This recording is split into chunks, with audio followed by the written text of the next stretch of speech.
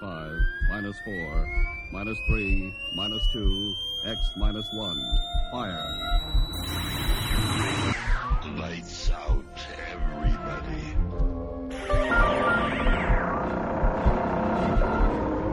The creaking door. Dimension X. Inner Sanctum Mystery. X minus 1. Dark fantasy.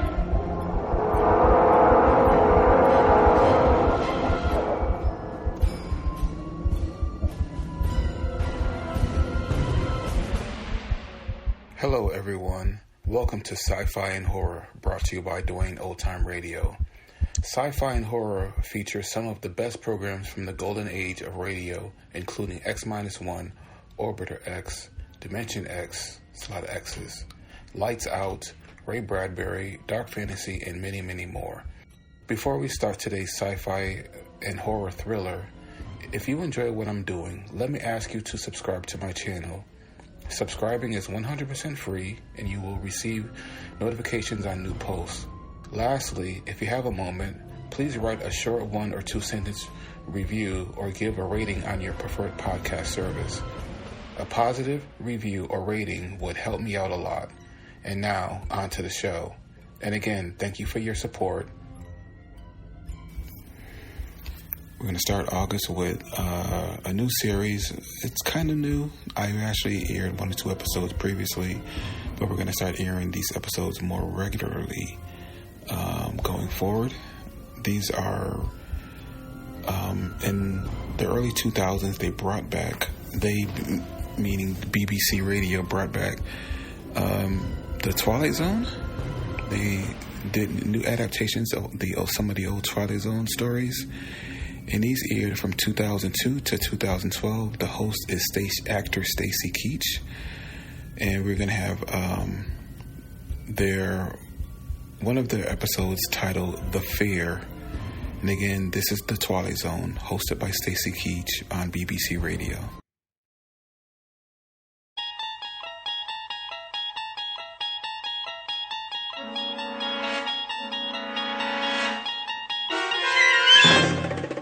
You unlock this door with the key of imagination. Beyond it is another dimension, a dimension of sound, a dimension of sight, a dimension of mind. You're moving into a land of both shadow and substance, of things and ideas. You've just crossed over into the Twilight Zone.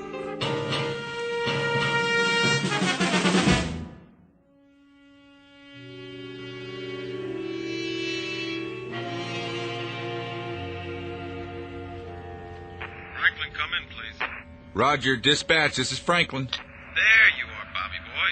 Hey, Smitty. What's your present location? I'm out on Arrowhead Road. Say again, Franklin, where are you? Old Arrowhead Road, just past the fork. What are you doing there? Following up on those lights. What lights? Last night, the captain told me about it. Thought you were off duty. I am. It's time for one last stop, then I'll bring the car in. Roger that. See you back here at... Say 1700? 10-4.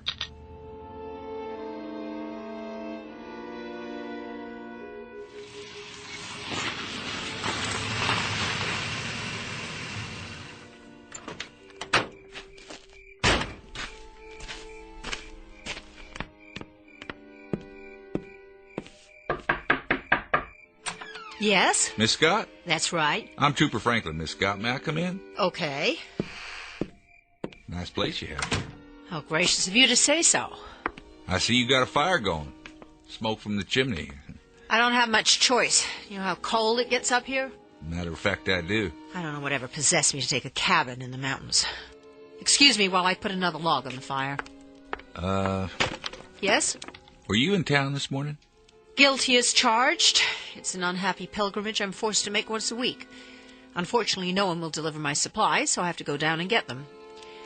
Set for a few more days. Was there something else, Trooper Franklin? Mr. Barth, the general store said something about... Did I forget to pay him? No, Nothing like that. Well, what did he say? Apparently, you told him you saw some lights in the sky. Oh, that. I may have mentioned it. So? Well, I thought I'd stop by, ask you a few questions. That's very intrepid of you, Trooper. Just following up. Actually, I did see something in the sky last night, and I did mention it to that pickle barrel wheeler dealer. But I mentioned it to him because the general run of dialogue down in the village is dull enough to make me want to retire from the human race. Is it? I've had it up to here with stories about rainfall, wind velocity, snow level, and, of course, some very gripping bingo games. So I thought I'd inject something new into the dialogue, which happened to be a very small aside about seeing lights that flashed on and off for about 15 minutes last night. That's all. I can assure you, officer, there is no cause for a general alarm, let alone martial law. At least not so far. What kind of lights were they?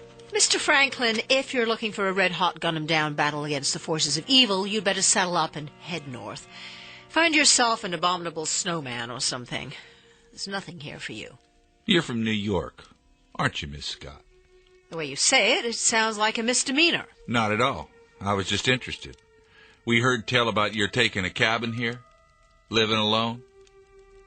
You were some sort of fashion designer, weren't you? I was some sort of fashion designer. My yearly salary would have bought the main street of that rinky-dink whistle-stop down there. I had what is euphemistically known as a nervous breakdown, so I came here to this cabin to be alone. But you can't be alone here. You have to share your private life with some country bumpkins and a bunch of state troopers right out of Gilbert and Sullivan. So, Trooper Franklin, to sum it all up, you won't find anything here. So why don't you just run along? I think you're quite right, Miss Scott. I don't think there's much out here for me, or for that matter, for anyone else. And what's that supposed to mean? That's supposed to mean that in your book, anyone who doesn't buy their clothes on Fifth Avenue is a bumpkin. And I guess everybody who doesn't broaden their A's is provincial. And culture is something that can only be inherited by insufferable snobs, of which you, Miss Scott, are a charter member. What was that? Stay away from the window. The light outside is so bright, I can't see anything. I said stay back. What? What was it? Get in the house and bolt the door. Just do it. My pleasure.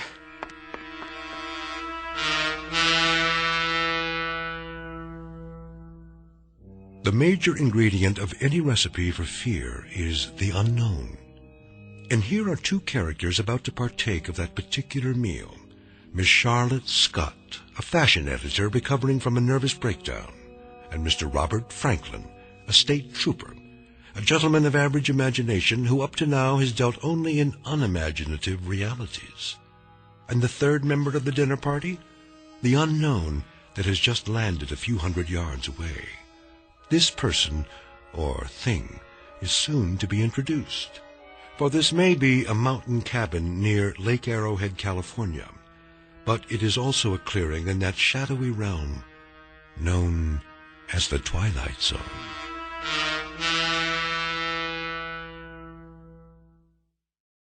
And now, The Twilight Zone, and our story, The Fear, starring Jane Seymour and James Keach, with Stacey Keach as your narrator.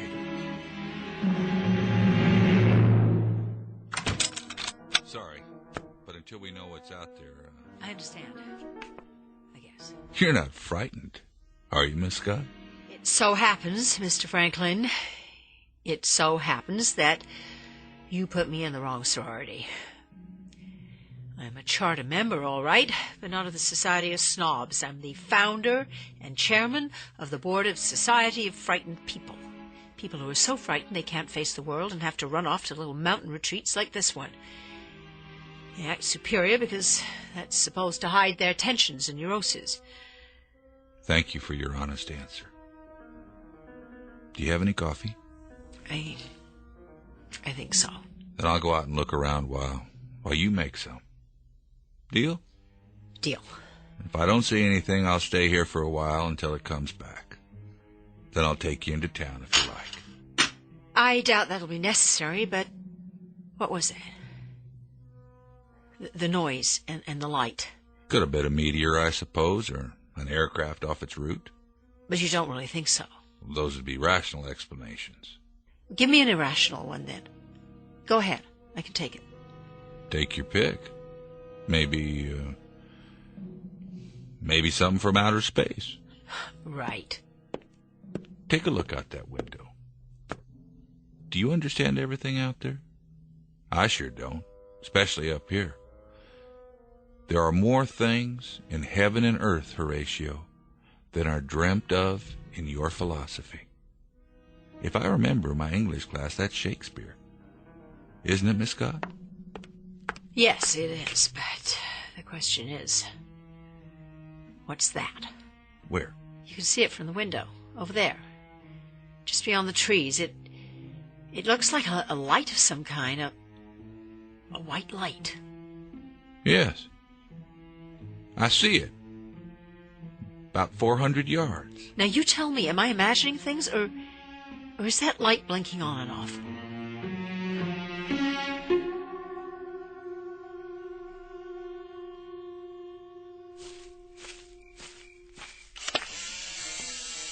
Mr. Franklin? I saw another flash. That was my camera. Well, did you find anything? Not much. What do you see? The top of that big tree? It's been sheared off. Shine your flashlight up. The top of the branches are all cut through or burned. They're still smoking. They're what? Stay there on the porch. I want to take a couple more pictures. What in the... Hey, that's my car! What happened? It just started moving and hit the trees. Did you ever hear of an emergency brake? Heard and used. The emergency brake was on, I swear. There are only two of us here, and neither of us was near that car. So, who pushed it? Maybe nobody. Maybe the brake just gave out. You believe that? For the moment, that's the only explanation I can come up with. What are you going to do? I'm going to try and push it down on all four wheels again. It's wedged in there between these two trees. I can't move it. But if I can get the door open, I can call for backup. Be careful. There. Radio should be okay. Come on. Does it work? Dead. No power at all. You have a phone inside? Thank God, that's one sacrifice to privacy I didn't make. I've got a telephone and a pot of coffee. And at this moment, both are luxury items in my book. Sounds good to me. You didn't find anything, did you? I mean, the cause for that sound and the light? There was a light. It sure was. I saw it, too. I didn't find the cause, but I found some of the effects. The tops of the trees were all sheared off, cut right through, and they were... What? Still smoking, burned. Just as if some oversized acetylene torch had plowed right across them in a straight line. Well, what could have done that? Lightning? Except the sky is clear. Not a cloud. And no thunder. Go ahead. Phone's on the wall in the kitchen. After you. Better lock it. You just applied for membership, huh? In what? My club, for frightened people. Lady, I fought in a war, and I've been a cop for a while now. I'm not ashamed to say that I've racked up more scared hours than a rabbit. Thank you. For what? For an honest answer. It's just that I know a few things about fear. So do I. But this is a new one on me. It's all the same. I wouldn't say that. I don't know exactly how to explain this, but I finally figured it out, and it helped me get through a lot. If you can learn it, maybe it'll help you too. I'm all ears. Look, fear is fear. No matter when it happens, an instinct, a natural human function, like breathing. It's a warning, one of the signals we get from our nervous system in order to survive. But how we react to the fear when it comes, that's what counts. What are you saying? That there's a choice? Maybe there is for you. There's always a choice, no matter what. You can get the shakes and crawl under a bed if you want, or you can clench your fists and get on with your business, because staying scared, being so sick with worry you can't move isn't going to change anything. It's how you handle the feeling, What you do with it, that's what makes the difference. That decides whether you survive or not. You see what I mean? You've thought a lot about this, I take it. I've had to. It's part of my job. Well, you handle it whatever way you want. Me? I think I feel more comfortable hiding under a bed. So you have a sense of humor after all? You thought I didn't? I wasn't sure. Maybe that's my defense. You got 2 beds? What? I might want to crawl under one myself. Your phone's dead. No, it's not. You don't trust anybody, do you? Once upon a time. Look where it got me. Coffee ready? Here. Thanks. This is getting to be like a bad movie. Is it? I don't see many movies. Now, I suppose that in the next scene somebody knocks on the door. Somebody or something. I like comedies myself. I'm not much for science fiction and horror. Neither am I. You don't make bad coffee for a fashion designer. And you're pretty astute for a state trooper. What are you looking at that door for? Waiting for the knock, I guess. If we could predict it, we wouldn't have anything to worry about. Well, what do we do till then? Wait a while. I'll hang around, just in case. In case what? Just in case whatever's out there decides they've scared us enough and crawls in out of the dark. Crawls? Or hops, or skips, or jumps. I like that better than crawl. I'm not too big on the word dark, either. What are we really talking about? Something that makes loud noises, flashes light, and burns the tops off the trees. Whatever it is, I'd like to nail it, though. Pay back the taxpayers for my wrecked car. That, I'm afraid, falls under the heading of duty. I'd call it an admirable attitude, especially under the circumstances. I'll tell you something, Miss Scott. Despite all that you may have heard about officers of the law, we react like normal human beings. Roaring fire, mountain cabin, hot coffee. Not a bad life. If I live long enough to retire. What is it? Didn't you hear that? Where? Up there. It sounded like it was on the roof. Do you have an attic in this house? I don't think so. Is there a way I can get up on the roof? Not from inside. What are you doing? If we've got an intruder, it's time to put a stop to this. Please don't. I'm taking the flashlight. Leave the lights on and lock the door after me. And don't open it unless you hear my voice. No matter what. Do me a favor. Be careful. I'll do my best, miss. Just come back.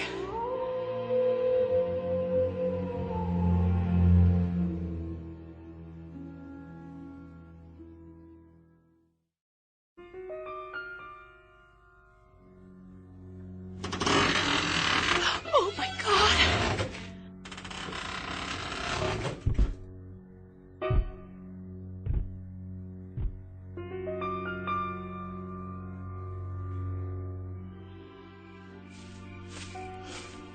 This doesn't make sense. No sense at all. It's me. Can you prove that? Trooper Franklin, Arrowhead PD, the gracious, astute guy with the camera. Did you see anything? Not on the roof. I couldn't have just imagined it. There was a sound up there. It was like footsteps or something. Nothing. No sign of footprints. Nothing at all. Not on the roof, anyway. Well? What did you see? What did you find? I climbed down and checked out the area. And? Maybe there's just a little too much imagination going around tonight. Maybe it's the darkness. Or the isolation up here, but if anything was on the roof, I'm afraid it would have crushed this house flat. Why? Because this thing, or whatever it is, moved the car back to where it was. What? Sometime in the last few minutes. Lifted it up and set it down the same spot. Exactly. But that's impossible. It was stuck between two trees. I think I know how it happened. Well, will you just say it? Somebody carried it in his hand. That's not very funny. Take a look. These are the pictures I took out there. There's the hood of the car and the sides. What does it look like to you? What does what look like? There's the driver's door. And the top. 3 different angles. You can see it in the flash. It stands out. Oh, I do see something, some kind of design. What? Take a good look. Swirls? Circles? I've seen a lot of them, just never this big. What is it? A fingerprint. Oh, you're joking. One big fingerprint about 2 feet wide. The car was lifted up and carried in somebody's hand. If you're trying to scare me, you've made your point. You can stop now. And if it is a fingerprint, then we shouldn't have any trouble finding our invader because he must stand better than 100 feet tall.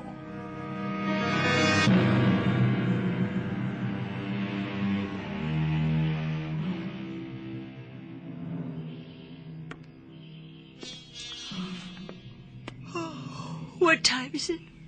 6 o'clock. Did you get some sleep? An hour or two, on and off. How about you? About the same, I guess. Sorry about the sofa. Oh, that's all right. It was fine. Was the blanket enough? I kept the fire going. Oh, that was the last log. Don't worry about it. I didn't hear anything else. Me neither. How about some breakfast? Whatever you got. We'd better be ready to greet the morning and anything else that happens to be out there. What about the police department? The state troopers, or whatever they're called, won't they come looking for you? If they can figure out where I am. Did you tell them where you were going? I said I was going up Old Arrowhead Road, but that covers a lot of territory.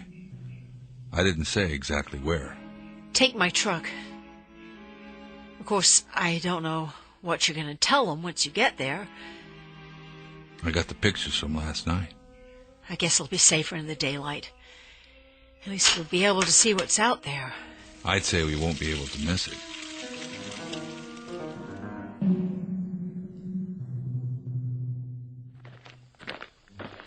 There's the car. Just where you parked it the first time. With the dent still in it. I guess they don't do body work.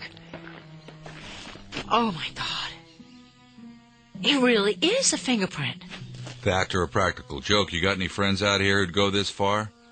Little bent, maybe. If I did, they'd have been committed by now. Where's your truck? Behind the house. I'll get it. Keep your eyes open. Oh, I will. I'd better check out the radio one more time. Just don't go anywhere, all right? Bring it around. Still dead. Miss Scott? Oh, dear Lord. What? What happened? Come and see. Is the truck gone? No, it's there, but just come. It's... You've got to see this. There. Now you tell me something, will you, trooper? What's that? The sinkhole? Will you look? It's more like a crater, actually. All the way from the back of the house to the trees? It wasn't there before? No. To tell you the truth, it looks like a... Go ahead, say it. A footprint. Right, a footprint. That's 20 feet long. That's what it is, all right. A footprint. But this part is only the toe. What? The whole thing is more like 50 feet across. Let's get out of here. I gotta make a record of the evidence. Are you crazy? Run. Run where? The village, down the road. Who cares? Someplace, any place, as long as it's away from here. Use your head. It's 30 miles to the village, and no matter what direction we go, something that tall could just block the way or reach down and crush us. Besides, whatever it is, it's as big as the mountain. Then what can we do? Try and fix the car radio so we can phone for help. And then pray that whoever's walking around out there has a name like Gulliver. Just an overgrown, nice guy who doesn't mean any harm. You do anything you want, but I'm not staying here. I'm getting right out now, and I'm not coming back, and I don't care if I ever see this place again. Miss Scott? Miss Scott! Stop, please! Where are you? Down here! Don't try to get up. Don't try. Did you break anything? Shh. What? Stay down. It'll see you. What will? That thing. There's no... It was there. I looked through the top of the trees. It was in the tree? It was behind the tree, standing above the branches. Where? Where? I don't see. It's gone now, but it was there. It His legs. Started walking this way. His legs were standing right in front of me. Come on, we're going back. No way. There's nowhere else to go. I can't. Do you break anything? I don't think so. Then hold on to me. I'll help you. We have to hide. There's no place left to hide. Down there in the gully, under a tree, under the leaves, all right? Anywhere, just don't let it see us. We're not going to hide. We have to. We can't. You didn't see it. I thought you was from New York. What's that got to do with anything? New Yorkers are supposed to be tough, aren't they? Oh, so this is a macho thing. I'm talking about survival. So am I. Well, if you're a precious male eagle... Listen to me. You don't survive by running scared. Nobody does. Do that and they're controlling you like a rat in a maze. The only chance is to take control of yourself. And how do you do that? Make a plan and carry it out no matter what. Do you hear what I'm saying? No matter what. Otherwise you're done for. You may as well dig a grave right here and climb in because that's where you're gonna end up. Now get a grip, New York. Show me something. Show that thing. Or give up right now. You can't have it both ways. So make a choice. One or the other. Do you want to live or do you want to die? All right. I'll try. You were wrong about one thing, Trooper. What's that? I saw it. And it had a big, round head with one eye right in the middle. But what? It's not 100 feet tall. From where I was, I'd say at least 300 feet tall.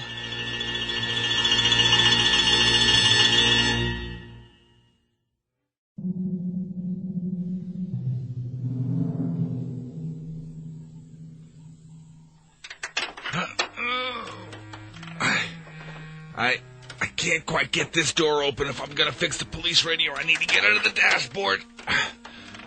I'll need the tools. I don't have much. Like what? Basics, hammers, some wrenches, screwdrivers, a pair of pliers, knives, and an axe for chopping wood. That'll do for starters. Bring me the axe. What for? I have to climb all the way in. The only way I can do that is to break the windshield. I'll bring you what I've got.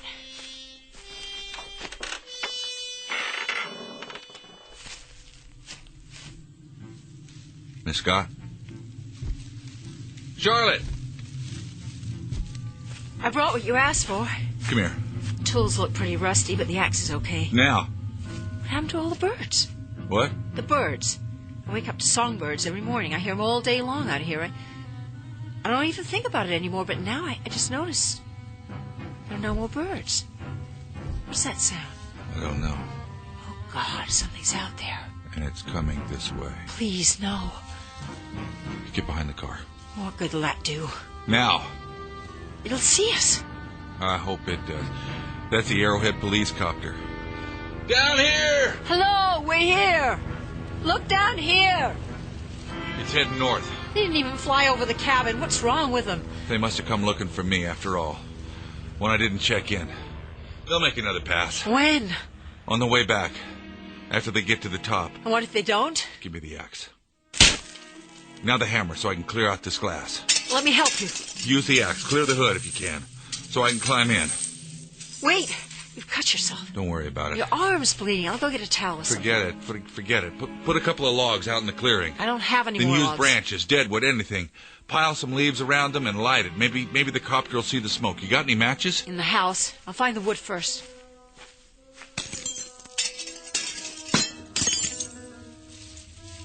Miss Scott?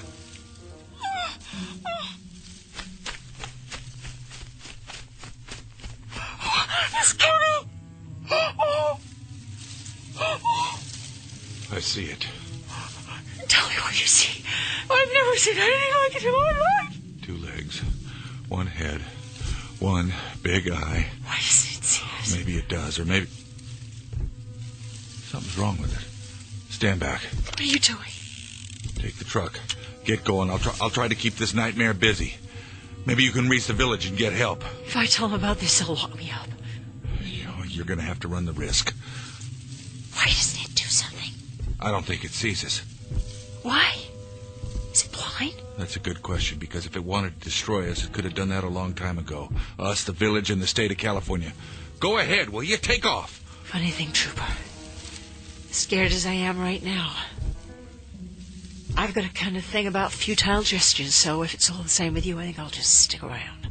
You're learning, Miss Scott. You really are. But I don't think you grasp the situation. I've got to fight that with this 38 police special, like trying to bring down a bomber with a pea shooter. But right at the moment, I'm afraid it's all we got. Look out! It's falling! I don't think so. And then what? It's getting smaller, collapsing, like some kind of balloon. Run! Not anymore.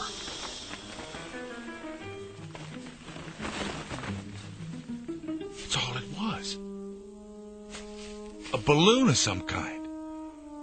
As fantastic and unbelievable as that sounds, that's exactly what it was. The whole thing is made out of plastic. Mylar, I'd say. And a head with a face painted on it. That's all it is. A great big inflatable monster. Like in the Macy's Thanksgiving Day Parade. But who did this? Over there, on the ground. That's what did this. You mean that little toy? It's not a toy. Why, it looks like a model of a spaceship. Right. A flying saucer. A model? Take a look. Take a look, Charlotte, at what caused this whole nightmare. I don't understand. Get down on your knees. You can see it through the windows, the portholes. I don't believe it. There are little people inside.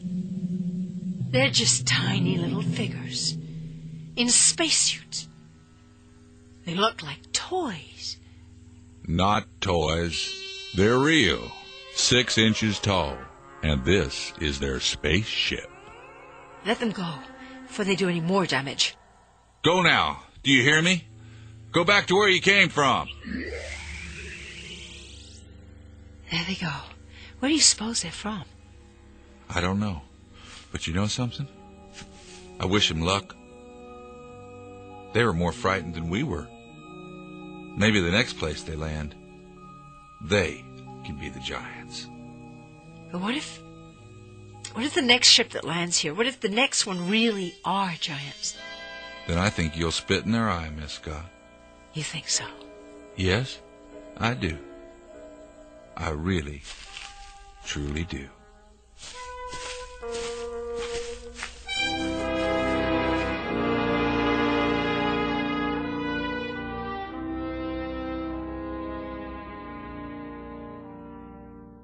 An experiment in fear, conducted by beings bent on exploring a planet called Earth. A simple laboratory exercise with 2 isolated humans as the subjects.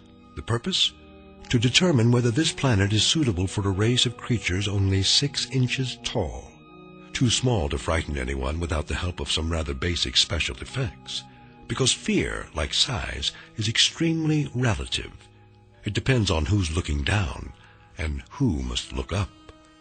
It also depends on other variables, like the time of day, the mood, the atmosphere, and the sound of things that can't be seen in the dark. But it's been said before, and with great validity, that the very worst thing to fear is fear itself. So the next time you hear something go bump in the night, take a deep breath and count to 10 before you give in to panic. The truth is, what's out there may be even more frightened of you. A tale of irrational terror and tiny visitors from the Twilight Zone.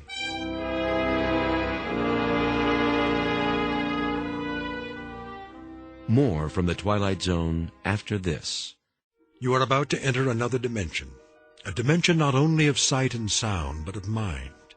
A journey into a wondrous land of imagination. Next stop, the Twilight Zone. Hi, this is Stacey Keach. I'd like to take a moment to tell you about our Twilight Zone website at twilightzoneradio.com. At twilightzoneradio.com, You'll find the latest information on these Twilight Zone radio dramas, including behind-the-scenes photographs, plus the newest product releases, trivia contests, ways to contact us, other Twilight Zone-related info and merchandise, plus links to other fascinating websites. So make your next stop TwilightZoneRadio.com. Visit TwilightZoneRadio.com to purchase these Twilight Zone radio dramas on cassette and CD, or call toll-free 1-866-989-ZONE. That's 1-866-989-9663.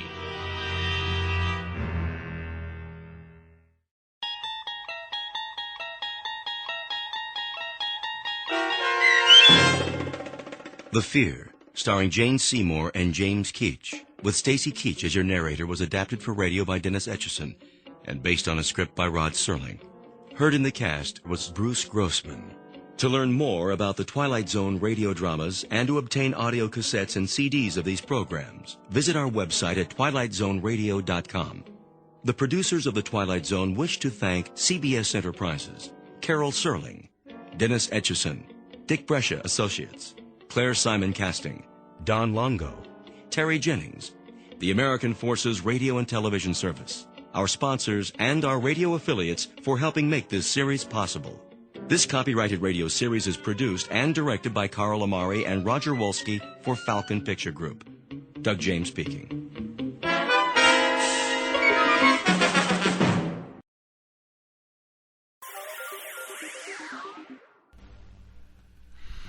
Thank you for listening. If you enjoy what I'm doing, I ask you to please subscribe to my channel or channels. Well, hope you enjoyed, and until next time, stay safe, wish you well, peace.